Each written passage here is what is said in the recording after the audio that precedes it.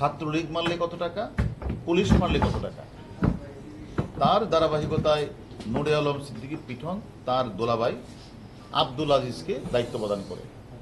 সেই দায়িত্ব প্রদানের প্রেক্ষিতে তারা সেটা ঘোষণা করলেন যে একজন ছাত্রলীগ মারলে 5,000 টাকা, একজন পুলিশ সদস্য মারলে 10,000 টাকা।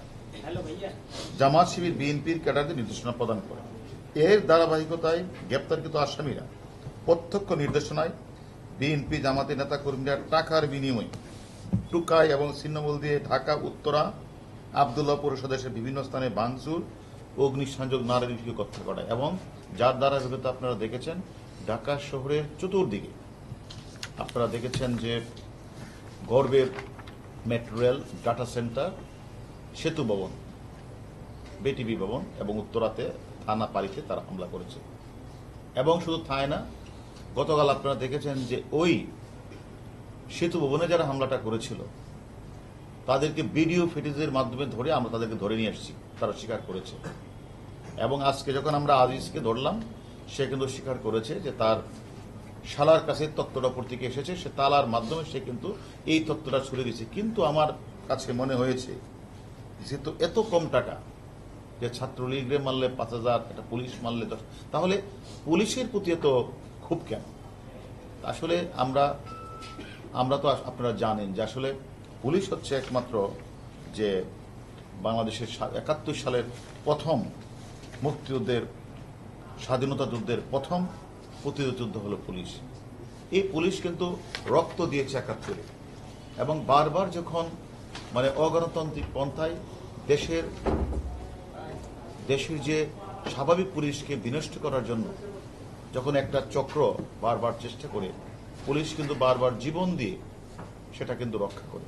যেটা আপনারা দেখেছেন 12 সাল, 13 সাল, 14 সাল, 15 সাল অনেক পুলিশ সদস্য রক্ত দিয়ে, জীবন দিয়ে তারা কিন্তু যারা চেয়েছিল আইন শৃঙ্খলাকে অবনতি করে দেশকে অকার্যকর রাষ্ট্র পরিণত করে তারা স্বাধীনতা বিপক্ষের একটা শক্তি ক্ষমতায় বসা যেন প্রকারে, কিন্তু সেটা কিন্তু বাংলাদেশ পুলিশ বারবার স্বাধীনতার পক্ষে এবং বাংলাদেশ পুলিশ একটি গণতান্ত্রিক নির্বাচিত সরকারের বিরুদ্ধে বারবার তারা যে হামলাটা করে, যারা সাধারণ মানুষকে, গার্মেন্টস শিল্পকে নষ্ট করে এবং বিভিন্ন রাষ্ট্রীয় স্থাপনাগুলি, বেসরকারি স্থাপনাগুলি নষ্ট করে, সেটার বিরুদ্ধে কিন্তু পুলিশ সবসময় কাজ করে। তাই তাদের কাছে এখন পুলিশ হয়েছে টার্গেট, যে পুলিশকে যদি ডিমোরালাইজ করা যায়, পুলিশের মনোবল যদি ভেঙে দেওয়া যায়, তাহলেই একমাত্র সম্ভব এদেশের স্বাধীনতার পরাজিত শক্তি তারা যে জামাত শিবির চক্র এবং তাদের বিএনপি তারা যে তাদের ষড়যন্ত্রটা সফল হবে।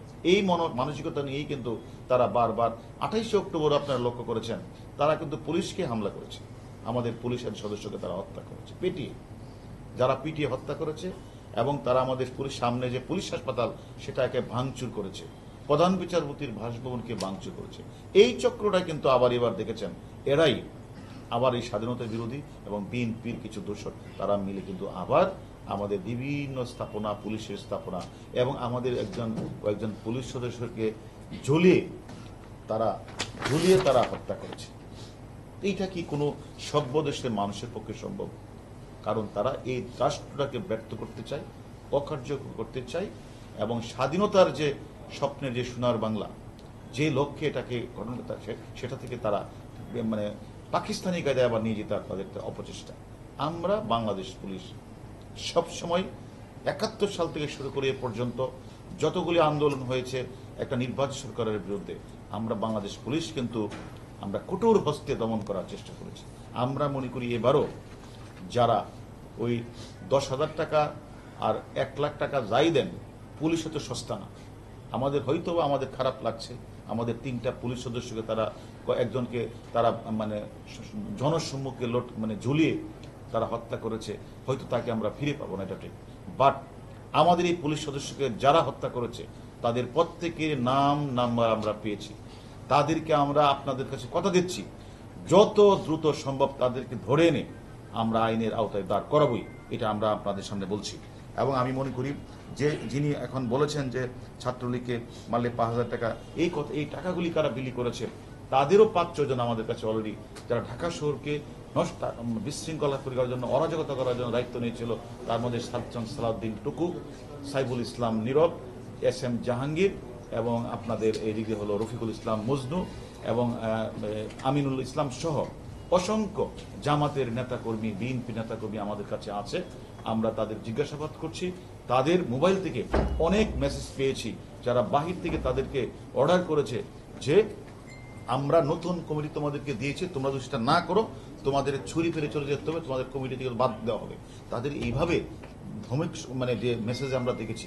শুধু তা না, 28 অক্টোবরের পরে যারা বিভিন্ন জায়গায় অগ্নিসংযোগ করেছে, রেল লাইনে আগুন লাগিয়েছে, মানুষকে জীবন্ত মানুষকে পুড়িয়ে মেরেছে, আমাদের পুলিশ হাসপাতাল, পুলিশকে হত্যা করেছে, পুলিশ হাসপাতালে হামলা করেছে, প্রধান বিচারপতির বাসভবনে হামলা করেছে, এই সকল লোকগুলিকে তারা বেছে বেছে বর্তমান কমিটিতে তারা স্থান দিয়েছে যাতে আবারও যেন একটা অরাজকতা সৃষ্টি করে দেশের মধ্যে একটা পরিবেশ, স্বাভাবিক পরিবেশ বিনষ্ট করতেছে। আমরা এখন বাংলাদেশ, আমি মনে করি আমাদের বিভিন্ন জায়গাগুলিতে আমাদের অভিযান চলছে। আমাদের ডিবি সহ থানা পুলিশ প্রত্যেকটা টিম বিভিন্ন মহল্লা মহল্লা আমরা অভিযান পরিচালনা করছি। আমাদের উদ্দেশ্যটা হচ্ছে একটাই, যারা সরকারি রাষ্ট্রীয় স্থাপনায় হামলা করেছে, অগ্নিসংযোগ করেছে, পুলিশকে মিটিয়ে হত্যা করেছে, তাদের প্রত্যেককে একে একে আমরা ঘর থেকে ধরে নিয়ে এসে আমরা, যেহেতু আমরা জানেন আমাদের পুলিশ, আমরা CRPC PRBর মাধ্যমে চলি, আমরা আইনের মধ্যে চলি, অতএব কেউ যদি আইন লঙ্ঘন করে আমরা তাদের কাউকে ছাড় দেব না। এবং এটাও আপনাদের বলে দিই, কাউকে অহেতুক হয়রানি করা হবে না, এটাও আমরা আপনাদের বলেছি। যদি এরকম কোনো সংবাদ পান কাউকে অহেতুক আমাদের কোনো পুলিশ হয়রানি করছে, ধরে এনে ছেড়ে দিচ্ছে, সেটাও আপনারা আমাদেরকে জানাবেন।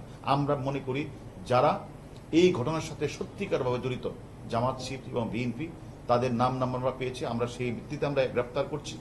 আমরা মনে করি ঢাকা শহরের এখন কিন্তু স্বাভাবিক পরিবেশ ফিরে এসেছে, রাস্তায় প্রচন্ড যানজট।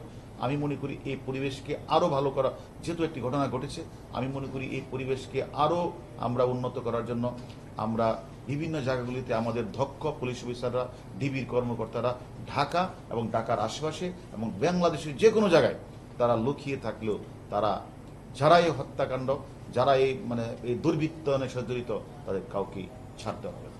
সাধারণ ছাত্রদের একটা কোটা বিরোধী আন্দোলন চলছে, সেখানে কোমলমতি শিশুরা তাদের যৌক্তিক আন্দোলন করছে। সেই যৌক্তিক আন্দোলনের ভিতরে ঢুকে যারা, অর্থাৎ জামাত শিবির চক্র এবং বিএনপির নতুন নব্য কমিটিতে নেতারা উপরে নির্দেশ পেয়ে তারা যে বিভিন্ন জায়গাগুলিতে ভাঙচুর চালিয়েছে, এটা তো একটা পরিকল্পিত না হলে তারা এত দ্রুত সময়ের মধ্যে এত লোক বাইরে থেকে নিয়ে আসলেন কিভাবে? আর সেখানে তাদের খাবার পৌঁছে দেওয়া, পানি পৌঁছে দেওয়া, অস্ত্র পৌঁছে দেওয়া, লাঠি পৌঁছে দেওয়া এবং তাদের কাছ থেকে রসদ পৌঁছে দেওয়া, এই কাজটি এই ঢাকা শহর থেকে কিছু উঠতি বয়সী ব্যবসায়ী, জামাতপন্থী ব্যবসায়ী, বিএনপি ব্যবসায়ীরা দিয়েছে।